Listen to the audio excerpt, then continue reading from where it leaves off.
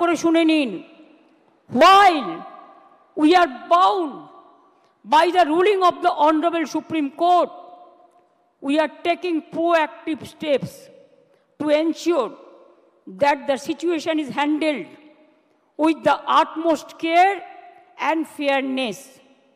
We will explore all possible legal avenues, including seeking modifications of the judgment and other reliefs to provide justice to those who have been affected. যারা আজকে শিক্ষা কাঠামোকে সম্পূর্ণ ভেঙে দিয়েছে, আমি তাদের জন্য বলতে চাই, আমরা এটা নিশ্চিত করব, আমরা একটা ক্ল্যারিফিকেশন চাইব প্রথমে।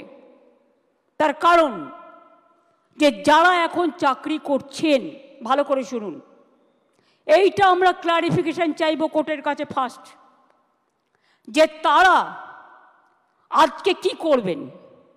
আপনারা যে বললেন নতুন করে পরীক্ষা নিয়ে লিস্ট করতে, আগে আমাদের জানতে হবে যে স্কুলের বাচ্চাগুলোকে তারা পড়াতেন, যারা স্কুলে যেতেন, যারা কাজ করতেন, যারা শিক্ষক শিক্ষিকারা আজও স্কুলে অনেকে যাচ্ছেন, তাদের জন্য আপনাদের কি ক্ল্যারিফিকেশন।